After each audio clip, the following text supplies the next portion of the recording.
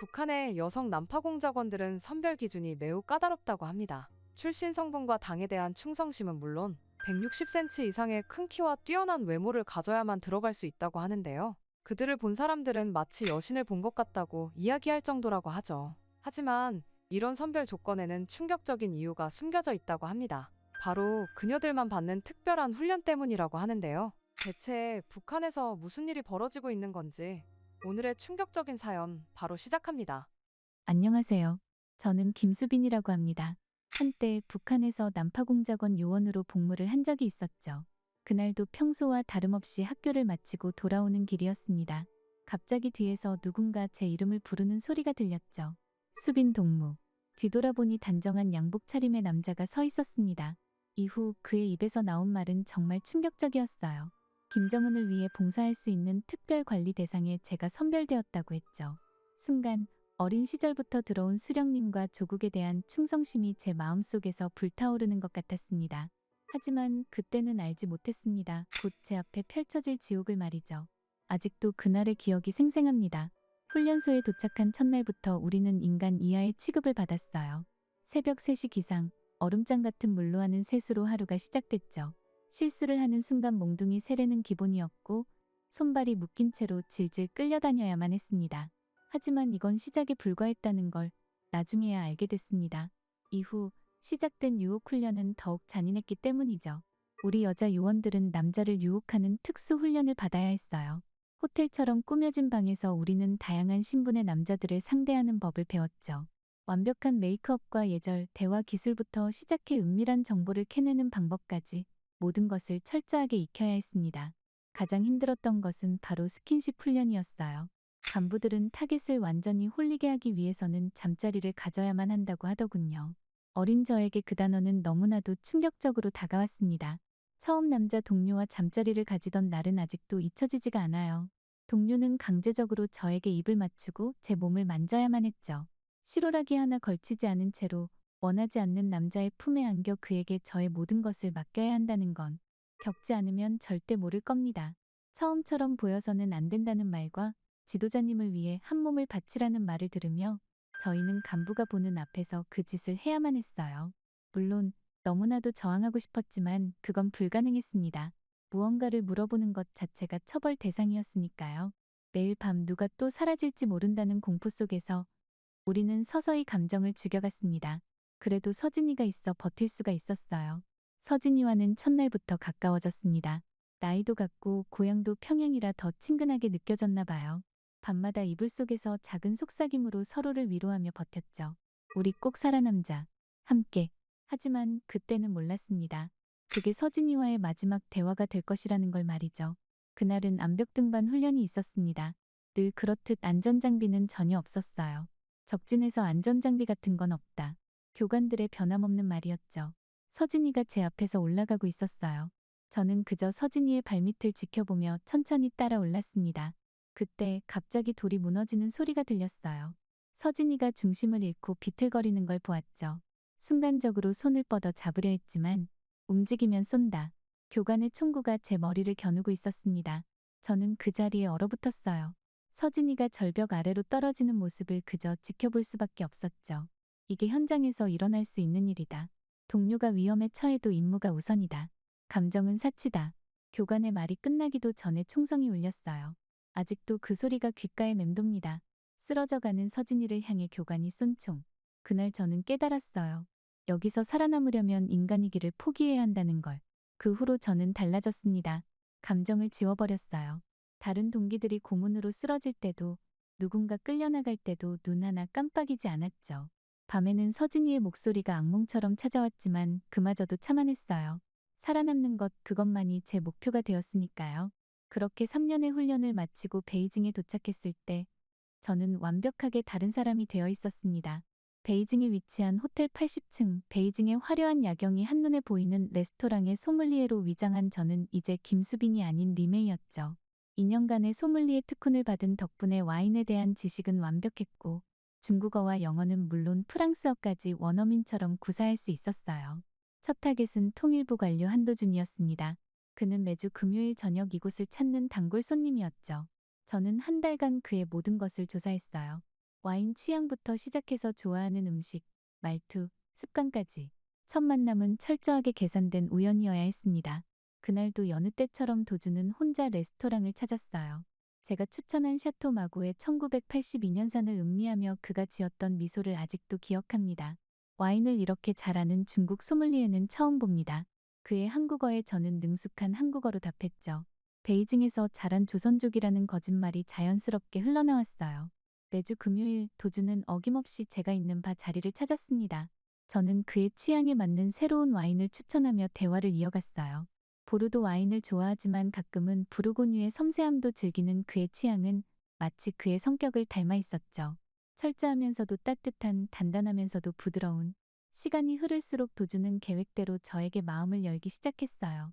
매주 금요일 그는 어김없이 제가 있는 바를 찾았고 점점 더 오래 머물렀죠.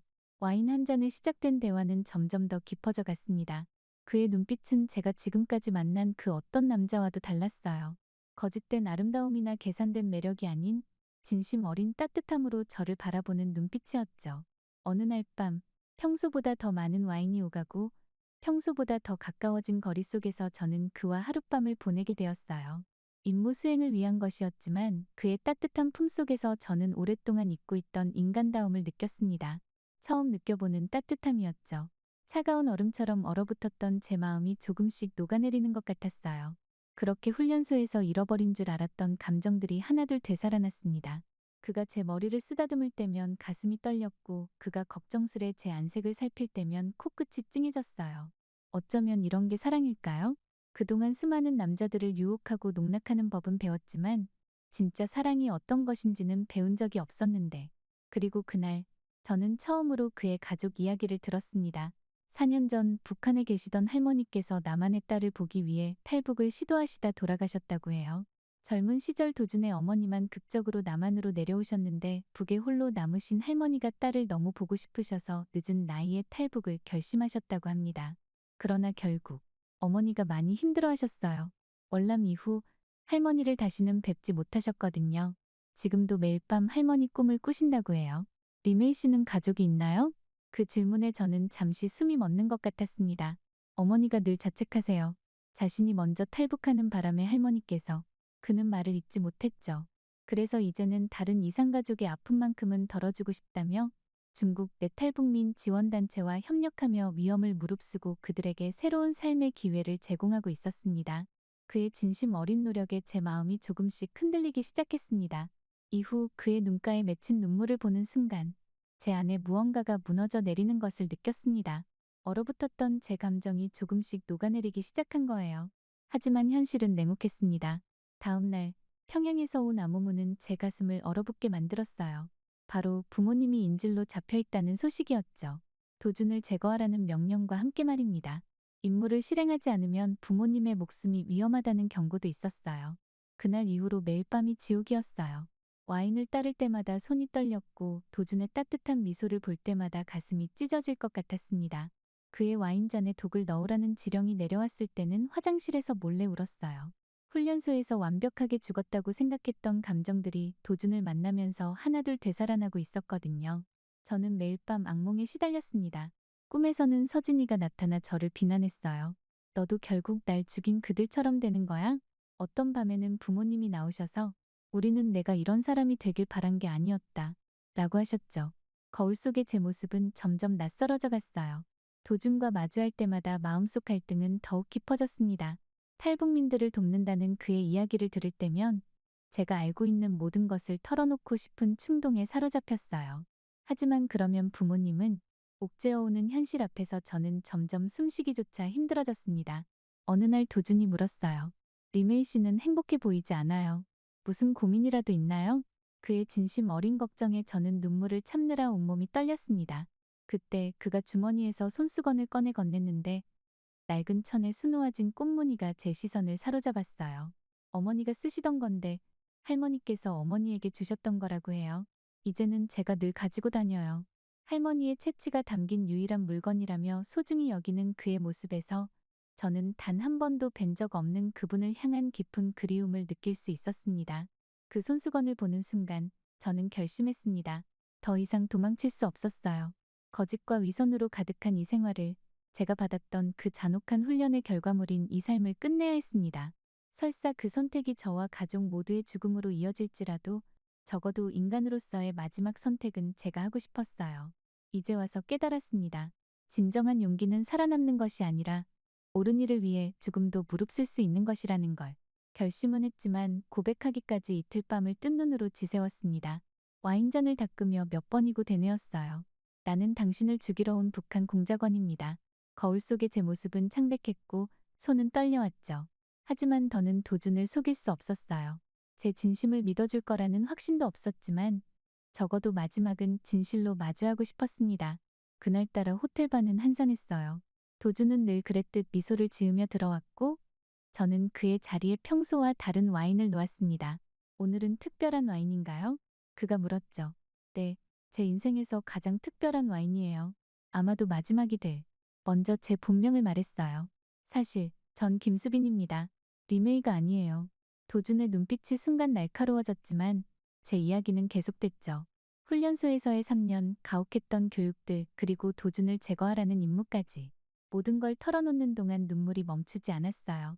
마지막으로 부모님이 인질로 잡혀있다는 이야기를 하자 도준은 자리에서 벌떡 일어났습니다. 지금 당장 여기서 나가요.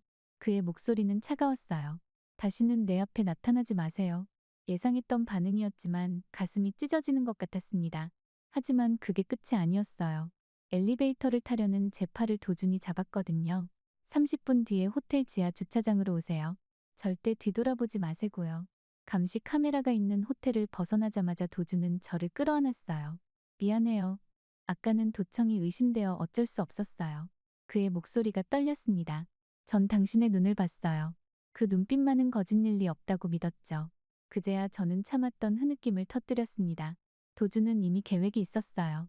하지만 세부적인 탈출 계획은 함께 세워야 했습니다. 호텔 CCTV의 사각지대, 직원 전용 엘리베이터의 운행시간, 주방을 통한 비상구 위치까지. 도준은 자신의 인맥을 통해 호텔 내부 설계도까지 구해왔어요. 국정원과는 이미 연락했어요. 하지만 호텔 밖으로 나가기까지가 관건이에요. 저희는 밤새 호텔 구조를 외웠고 예상되는 모든 상황에 대한 대비책을 세웠습니다. 도준의 네트워크는 상상 이상이었어요. 중국 공안 내부 인맥을 통해 베이징 시내 CCTV 순찰 경로도 파악했고 지하철역과 버스 터미널의 보안 인력 배치까지 알아냈죠. 국정원에서도 2명의 요원을 미리 파견에 대기시켰다고 했어요. 이제 타이밍만 기다리면 돼요. 먼저 호텔 내부에서의 탈출이 시작됐어요. 52층에서 주방을 통해 직원용 엘리베이터로 가는 게 계획이었죠. 하지만 주방으로 가는 복도에서 이미 요원들과 마주쳤어요. 리메이, 어디 가나? 낯익은 목소리였어요. 훈련소 시절 동기 민정이었습니다. 순식간에 주방은 아수라장이 됐어요. 날카로운 칼날이 허공을 갈랐고 접시가 깨지는 소리가 귀를 찢었습니다. 도준이 제 손을 잡아 끌어 냉장고 뒤편으로 숨었을 때 총성이 울렸죠. 주방장들은 비명을 지르며 도망쳤고 연기 자욱한 주방 안에서 저희는 필사적으로 비상계단을 향해 달렸어요. 호텔을 빠져나와 베이징의 밤거리로 나왔지만 추격은 계속됐습니다. 왕푸진 거리를 뛰어가는 동안 뒤에서는 계속해서 총성이 울렸어요. 도준은 수많은 인파 속으로 저를 이끌었고 우리는 후통과 골목을 가로질러 달렸습니다. 한순간 도준의 어깨에 총알이 스쳤어요. 괜찮아요. 계속 뛰어요. 이쪽이에요. 도준이 비상구를 가리켰습니다. 하지만 그 순간 그의 어깨에 총알이 스쳤어요. 검붉은 피가 흰 셔츠를 물들였죠. 괜찮아요. 계속 뛰어요. 그가 제 손을 더 단단히 잡았습니다. 비상구를 통해 지하철역으로 연결된 통로로 들어섰어요. 평소엔 사람들로 북적이는 통로였지만 이 시간엔 한산했죠. 발소리가 울려 퍼졌고 뒤에서는 추격자들의 고함 소리가 들려왔어요. 지하철역 한복판에 도착했을 때 도준이 갑자기 멈춰섰습니다. 여기서 우리 흩어져야 해요. 제가 고개를 저었지만 그의 눈빛은 단호했어요. 제가 그들을 끌어갈 테니 당신은 반대쪽 13번 출구로 가세요.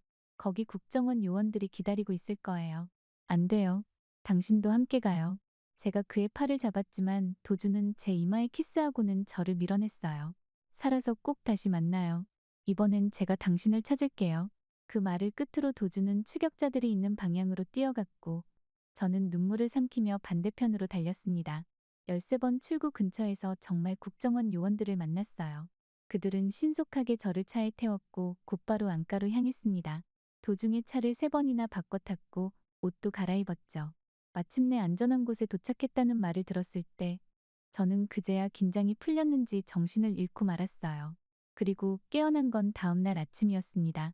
창밖으로 보이는 풍경이 낯설었어요. 여기가 진짜 자유의 땅, 대한민국이라고 요원이 설명해 주었죠. 하지만 제 머릿속은 온통 도준 생각뿐이었어요. 다행히 몇 시간 후에 소식이 왔습니다. 도준도 무사하다고. 총상은 심각하지 않았고 이미 치료를 받고 있다는 거예요.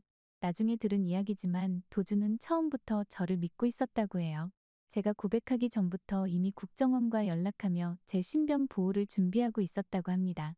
당신의 눈빛이 달라지는 걸 보면서 알았어요. 당신이 선택할 거라는 걸. 나중에 만났을 때 도준이 그렇게 말해주었죠. 이제 저는 자유의 몸이 되었지만 아직도 마음 한켠이 무겁습니다. 북에 남아 계신 부모님 때문이에요. 하지만 이제는 혼자가 아니에요. 도준이 약속했거든요. 당신 부모님도 꼭 구해낼 거예요. 제가 할머니를 잃은 것처럼 당신이 부모님을 잃게 하지는 않을 거예요. 그의 약속을 믿기로 했습니다. 이제는 제가 선택한 길을 당당하게 걸어갈 거예요. 한국에 도착하자마자 시작된 국정원 조사는 2주간 이어졌습니다. 매일 8시간씩 이어지는 조사 속에서 저는 제가 알고 있는 모든 것을 털어놓았어요.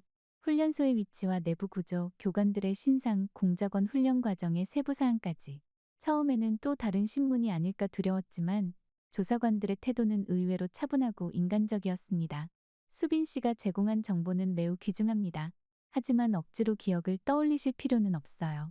천천히 하셔도 됩니다. 그들의 말에서 진심이 느껴졌어요. 밤에는 악몽을 꾸기도 했지만 그럴 때마다 심리 상담사가 옆에서 도움을 주었죠. 2주간의 조사가 끝나고 하나원으로 가게 된다는 얘기를 들었을 때는 솔직히 두려웠어요. 또 다른 훈련소는 아닐까 하는 걱정이 들었거든요. 하나원에 처음 도착했을 때 저는 여전히 베이징의 그 밤을 떠올리며 악몽에 시달렸습니다. 도준의 피 묻은 셔츠, 귓가를 스치는 총성 그리고 숨막히는 추격전의 기억이 저를 괴롭혔어요. 하지만 이곳에서 보내는 시간들은 제게 조금씩 다른 세상을 보여주기 시작했습니다. 처음 며칠간은 말 한마디 없이 창밖만 바라보았어요. 다른 탈북민들이 말을 걸어와도 대답하지 않았죠. 훈련소에서 배운 대로 모든 것을 의심하고 경계하는 게 몸에 배어 있었으니까요. 그때 선아 언니가 다가왔습니다. 여기선 더 이상 등 뒤를 살필 필요 없어요. 이제 우리는 자유예요. 선아 언니는 저와 비슷한 경험을 가진 분이었어요. 북한에서 간호사로 일하다가 탈북한 분이었죠. 처음에는 그저 따뜻한 미소로 제 곁을 지켜주었어요. 가끔 고향 이야기를 하다가도 제가 불편해하면 금세 화제를 바꿨죠. 그런 작은 배려가 제 마음의 벽을 조금씩 허물어가기 시작했습니다. 하나원의 일과는 단순했어요. 아침 체조로 하루를 시작하고 한국 사회 적응 교육을 받았죠. 처음에는 이것도 또 다른 세뇌 교육이 아닐까 의심했습니다. 하지만 이곳 선생님들의 눈빛은 달랐어요. 훈련소의 교관들처럼 차갑고 무서운 게 아니라 진심 어린 관심과 애정이 담겨 있었죠. 전환점은 미술 치료 시간에 찾아왔어요. 오늘은 자신의 마음을 자유롭게 그려보세요. 처음 들어보는 말이었죠. 북한에서는 늘 정해진 대로만 그려야 했으니까요. 처음에는 무얼 그려야 할지 몰라 분만 쥐고 있었어요. 그러다 문득 떠오른 건 어머니의 얼굴이었습니다. 검은 물감으로 시작된 그림은 점점 다양한 색으로 채워져 갔어요. 어머니의 슬픈 눈빛, 아버지의 굳은 표정, 그리고 제가 떠나오던 날 새벽의 풍경까지. 붓을 놓았을 때는 이미 눈물이 뺨을 적시고 있었죠. 미술 선생님이 제 어깨를 토닥여 주셨어요. 잘했어요. 이제 조금씩 나아질 거예요. 그날 이후로 저는 매일 그림을 그렸습니다. 때로는 훈련소의 끔찍했던 기억들을, 때로는 서진이의 마지막 순간을, 그리고 가끔은 베이징에서의 도준과의 추억을 그렸어요. 그림을 그릴 때마다 가슴 한켠이 조금씩 가벼워지는 것을 느꼈습니다. 선아 언니는 제 그림을 볼 때마다 이야기를 들려주었어요. 우리 모두 비슷한 아픔을 안고 있어요. 하지만 그 아픔을 통해 우리는 더 강해질 수 있죠. 언니의 말처럼 하나원에서 만난 사람들은 저마다의 상처를 안고 있었지만 그 상처를 딛고 새로운 삶을 꿈꾸고 있었습니다. 점심시간이면 다른 탈북민들과 함께 식사를 했어요. 처음에는 어색했지만 점차 서로의 이야기를 나누게 되었죠. 평양에서 온 미영이, 함흥에서 온 청철 오빠, 원산에서 온 수정이. 각자의 사연은 달랐지만 자유를 향한 간절한 꿈은 같았어요. 어느 날 국정원 요원이 찾아왔습니다. 제가 제공한 정보로 북한에서 큰 성과가 있었다고 해요. 오랫동안 억류되어 있던 납북자 3명을 구출하는 데 성공했다는 거였죠. 수빈 씨 덕분에 새 가정이 20년 만에 재회했습니다. 그 말을 들었을 때 처음으로 제가 한 선택이 옳았다는 확신이 들었어요. 그 소식은 제게 새로운 희망이 되었습니다. 부모님을 구할 수 있다는 희망이요. 매일 밤 부모님의 안위를 걱정하며 잠들었지만 이제는 꿈에서라도 웃는 얼굴로 만날 수 있었어요. 언젠가는 꼭 다시 만날 수 있을 거라는 믿음이 생겼으니까요. 하나원에서의 교육 과정 중에는 컴퓨터 수업도 있었어요. 처음에는 키보드 자판을 누르는 것조차 어려웠지만 이내 인터넷의 세계에 매료되었죠. 특히 블로그라는 것이 신기했어요. 제 이야기를 쓰고 다른 사람들의 이야기를 읽을 수 있다는 게 놀라웠죠. 물론 신분 보호를 위해 구체적인 내용은 쓸 수 없었지만 제 감정과 생각을 표현하는 것만으로도 큰 위로가 되었습니다. 시간이 흐르면서 저는 조금씩 변화하고 있었어요. 거울 속에 제 표정이 달라졌고 웃음소리도 늘어났죠. 선아 언니는 그런 저를 보며 말했어요. 이제 수빈이의 눈동자가 살아났어요. 처음 왔을 때는 마치 얼음처럼 차가웠는데 이제는 봄날의 햇살 같아요. 하나원에서의 마지막 날, 저는 특별한 그림을 그렸어요. 봄날의 평양거리, 벚꽃이 흩날리는 가운데 서 있는 우리 가족의 모습이었죠. 그리고 그 옆에는 도준도 그려넣었습니다. 이제는 더 이상 과거의 아픔에 갇혀있지 않아요. 제가 선택한 자유 그리고 그 자유 속에서 꿈꾸는 새로운 미래가 있으니까요. 퇴소를 앞두고 마지막 상담에서 선생님이 물으셨어요. 이제 어떤 사람이 되고 싶나요? 저는 잠시 생각하다 대답했습니다. 다른 사람들의 마음을 치유해주는 사람이 되고 싶어요. 제가 받은 위로와 희망을 나누고 싶습니다. 그 말을 하는 제 목소리에는 더 이상 떨림이 없었어요. 이제 저는 제가 누구인지 그리고 무엇을 원하는지 분명히 알게 되었으니까요. 하나원을 나와 서울에서의 새로운 삶을 시작한 지도 어느덧 석 달이 지났습니다. 도주는 제가 하나원에 있는 동안 매주 한 번씩 찾아왔었죠. 총상은 다행히 깊지 않아 빠르게 회복했다고 해요. 이제 우리는 매주 토요일이면 한강공원에서 만나는 게 일상이 되었습니다. 처음 혼자 살게 된 원룸은 낯설기만 했어요. 밤새 불을 켜놓고 잠들 정도로 두려웠죠. 하지만 이제는 이 작은 공간이 제 세상의 전부가 되었어요. 창가에 작은 화분도 놓았고 벽에는 하나원에서 그린 그림들을 걸어두었습니다. 특히 침대 맞은편 벽에 걸어둔 가족 그림을 보며 매일 아침을 시작해요. 도준의 도움으로 탈북민 지원센터에서 일하게 되었습니다. 처음에는 단순한 행정보조 일이었지만 제 경험이 다른 탈북민들에게 도움이 된다는 걸 알게 됐어요. 특히 최근에 탈북한 분들은 저와 비슷한 시기에 북한을 떠나온 터라 더 많은 공감대가 형성됐죠. 언니, 저도 정말 버티기 힘들어요. 얼마 전 온 20살 소녀의 눈물 어린 고백을 들으며 문득 훈련소 시절의 서진이가 떠올랐어요. 이제는 그 기억이 고통스럽기만 한 건 아니에요. 오히려 그 아픔이 지금의 제가 다른 이들을 더 깊이 이해하고 돕는 힘이 되었으니까요. 도주는 여전히 바쁘게 일하면서도 틈틈이 저를 찾아와요. 얼마 전에는 제 생일이라며 깜짝 파티를 열어주었죠. 처음으로 맞는 생일 파티였어요. 하나원 친구들과 지원센터 동료들이 모두 모였는데 촛불을 부는 순간 눈물이 났습니다. 이런 게 진짜 삶이구나. 처음으로 실감했거든요. 수빈아, 이제 웃는 모습이 자연스러워졌어. 도준의 말에 저도 모르게 미소가 지어졌어요. 예전에는 웃는 것조차 계산된 행동이었는데 이제는 진심으로 기쁠 때 저도 모르게 입꼬리가 올라가는 걸 느껴요. 도준은 그런 제 변화를 누구보다 세심하게 알아채고 기뻐해줍니다. 국정원에서도 반가운 소식이 왔어요. 제가 제공한 정보를 바탕으로 북한 내 정보망이 더욱 확대되었고 덕분에 여러 탈북민 가족들의 남한행이 성공적으로 이루어지고 있다고 해요.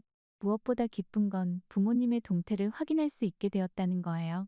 아직 직접적인 연락은 어렵지만 적어도 안전하시다는 걸 알게 되었죠. 봄이 오고 한강변에는 벚꽃이 피기 시작했어요. 도준과 함께 산책하며 흩날리는 벚꽃을 바라보았죠. 문득 평양에서의 마지막 봄날이 떠올랐어요. 그때는 무척이나 순수하고 순진했던 제가 이렇게 많은 것을 겪고 다시 벚꽃을 보게 될 줄은 몰랐죠. 가족들을 반드시 구해낼 거예요. 도준이 제 손을 꼭 잡으며 말했어요. 그의 약속은 이제 단순한 위로가 아닌 현실이 되어가고 있었죠. 국정원과 협력하여 구체적인 탈북 계획을 세우고 있다고 해요. 이번에는 제가 수빈 씨의 든든한 지원군이 되어줄게요. 지원센터에서는 제가 직접 프로그램을 기획할 수 있게 해주었어요. 미술 치료가 저에게 큰 도움이 되었던 것처럼 다른 분들에게도 그림을 통한 치유의 기회를 주고 싶었거든요. 특히 어린 탈북 청소년들이 자신의 이야기를 그림으로 표현하는 모습을 보면 제 자신이 치유되는 기분이 들어요. 하나원 시절 친구들과도 정기적으로 만나고 있어요. 선아 언니는 이제 간호사 자격증을 따기 위해 공부하고 있고, 미영이는 제과점에서 일하면서 자신만의 가게를 준비하고 있죠. 각자의 자리에서 새로운 꿈을 키워가는 모습을 보면서 저 역시 더 큰 꿈을 꾸게 되었습니다. 얼마 전에는 탈북민 지원 정책에 대한 제 의견을 발표하는 기회도 있었어요. 처음에는 많은 사람들 앞에서 이야기하는 게 두려웠지만 제 경험이 정책 개선에 도움이 될 수 있다는 생각에 용기를 냈죠. 발표가 끝나고 많은 분들이 격려해 주셨어요. 특히 도주는 누구보다 자랑스러워했죠. 이제는 매일 아침 거울을 보며 스스로에게 말해요. 난 이제 더 이상 누군가의 도구가 아니야. 내가 선택한 삶을 사는 한 사람이야.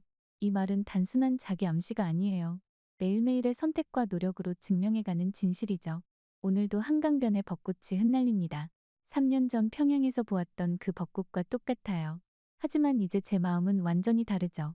그때는 그저 수동적으로 주어진 운명을 받아들였다면 이제는 능동적으로 제 삶을 선택하고 있으니까요. 도준의 손을 잡고 벚꽃 아래를 걸으며 생각합니다.